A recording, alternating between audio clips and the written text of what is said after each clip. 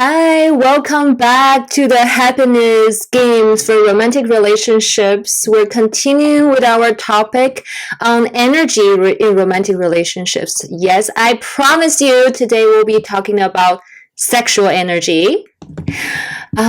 So let me give you some clinical information first. So, according to Dr. Rosenberg-Basson, who discovered sexual desire have two different types, the spontaneous one and the responsive ones. So what does it mean in romantic partners? That means one person who is land into the spectrum of more being spontaneous in their desires, in their sexual desires. They just need an image, a mental picture, something visual that the sexual desire is starting from the mind. Well, according to her, the more responsive desired partner tend to have a response based on external stimulation, either physical stimulation, emotional closeness. Then they start to get in touch with their sexual desires. So, and there are also other researchers continue to research on this and decided, it's not just women who are more in the responsive desire category. Actually, it's not gender-based. What a surprise that we discover we are different in our sexuality and our sexual desires, how we get in touch with our sexual energy. It's not gender-based or sexual orientation-based. That echoes what I've been saying. Each of us have feminine and masculine energy. In Chinese culture, we call the yin and the yang, right? So we all have them. Depends on any given time, depends on the context. We may be in touch more with our feminine energy, more masculine energy. So when you may say, well, what is sexual energy then? Well, there are many traditions in the Eastern world and all over the world, actually, where the sexual energy origins from. So there's one very popular one that it comes from your second chakra, or you're between your anus and your sexual organs, so in the perineum. That region, there's a lot of creative sexual energy that can be channeled and transformed, transcended into different area of your body.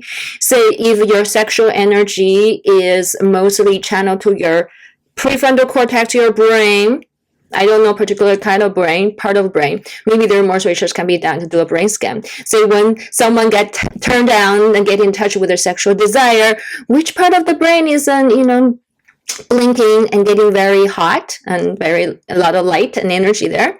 But I just imagine if you bring that into your head, if you are more responsive, if you are more a spontaneous desired person, you may register the image. See, if you look at a person's image, a real person, or a computer-generated image, or on a magazine, and you immediately have sexual desire. So your energy starting to come from your second chakra region and rise up and go to your head and traveling down there. And you may have aroused. You may notice there's something sexual arousal in your genitals. Okay? For someone, it could be words. They can channel their sexual energy into their voice, and so when they're saying and speaking, you really feel the vibration in your body, and you start to register as, "Whoa, that was sexy. I get turned on by that." That's very possible. Or it could be physical touch. Everyone is different, how we are wired. What kind of physical touch, where can bring up the sexual energy and make you get in touch with your desire. Sometimes it is action. If you're a mom like me, you may have moments like that when someone is picking up chores for you and pack the snacks for the children when you go to the park together. And you look at them, you find them suddenly very handsome compared to before or other times, and you get turned on by that. That's an action channeling energy that awake your sexual energy. So when I want to give you an example of how sexual energy in relationship get thwarted and not going through, not being responded by their partner. So you know that I specialize in ADHD impacted relationship. So there are some patterns I see across the board for a lot of couples, and they're affected by that dynamic. So one of the things I see is when one partner wants to have sex, they have sexual desire, if they are more spontaneous, and then they send a signal, initiate to their partner, and their partner are not being responsive, right? So also I want to cite Eric Ackerman, who wrote the book ADHD After Dark. Apparently, he did a lot of research and he sent a lot of surveys for couples. One of the partner has ADHD, the other one doesn't identify as ADHD, and then fill out a lot of questions and for his survey. And according to the survey, men are diagnosed or identified with ADHD tend to have more sexual desires, reportedly, than female who are diagnosed with ADHD. Then male without ADHD. Then females without ADHD. So according to his survey, that's how the outcome rated. So that could be some information. It could be saying that partners with ADHD who identified as male have more sexual desire or getting in touch with one more often, or maybe be more spontaneous, and other people may need more stimulation or finding a way to get in touch with their sexual energy and desires.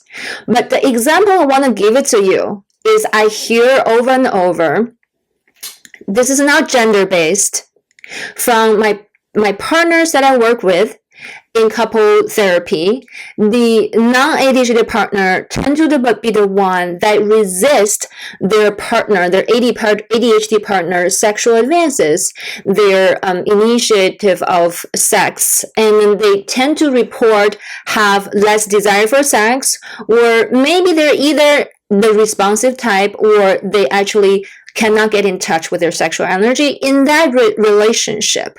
So what the data I gathered is, number one, the non-ADHD partner tend to say, only if you can take on more chores for me that I may have more in sexual energy.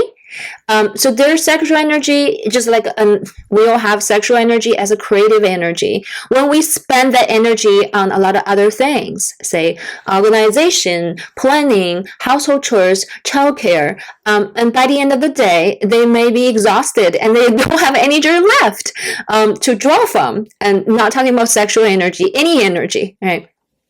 It's like if I say, well, I sometimes really hold my tongue to say, well, what if you're open to your partner sexual desires and energy, and even though you're not spontaneous, but can you open to that one, allow yourself to be aroused, maybe you get energy from your partner. Sometimes I feel it's really hard to give that suggestion, even hint, because I remember when after I had my twins, 6 weeks after, when I went to my gynecologist, and she said, everything is good. You can have sex now. Congratulations. And sex was the last thing on my mind. Why there's no energy going towards that? There's energy all spent on trying to get back to homeostasis and recover and with the babies. So I can fully understand if the non-ADHD partner is saying, well, I have nothing left for sexual exploration. Sexual energy doesn't exist in my body at the end of the day. I can understand that.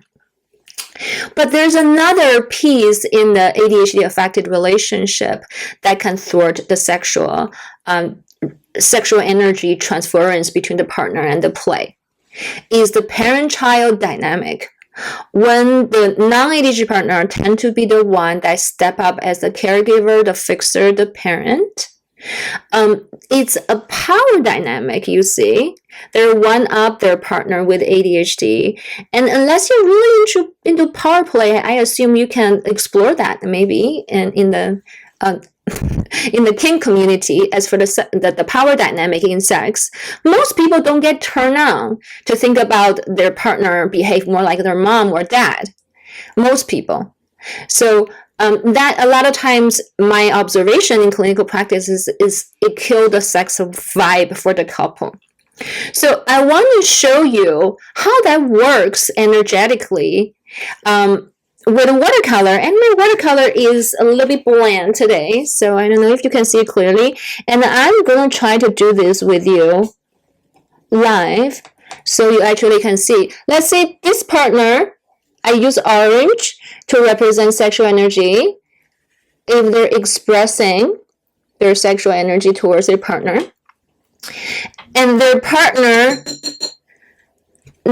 let's just say the parent-child dynamic got in the way. Generally is part of their partner, let's say a fixer or caregiver part. I use black to represent, I call it the black hole, which is energy caught up in the past and show up in your energetic field. When it comes to the present time, it blocks the current time energy flow.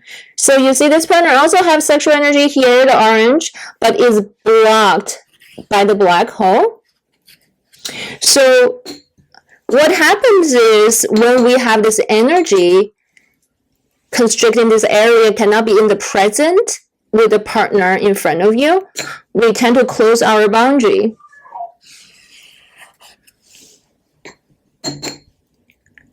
And this partner's lovely sexual expression of energy, whatever that expression is, doesn't get received. So you can imagine over time, if this pattern got repeated over time, both people might feel very frustrated. The partner initiates sex all the time, may decide just to withdraw and doesn't initiate anymore. And the partner who doesn't have access to their sexual energy may feel isolated, and also there's also no communication in that department. So it's not romantic in the relationship. So this channel is my couples therapist channel. I'm going to start a separate channel to talk about more subtle details in energy in relationships that use non-traditional couples therapy methodology. In traditional couples therapy is mostly talk therapy. So in the other channel, I will bring in more somatic movement, arts, drama therapy, and all different kind of modalities for you to understand, and little fun exercise for you to do in your romantic relationship. So let's continue the conversation next week, and looking forward to my other channel is coming. See you next week.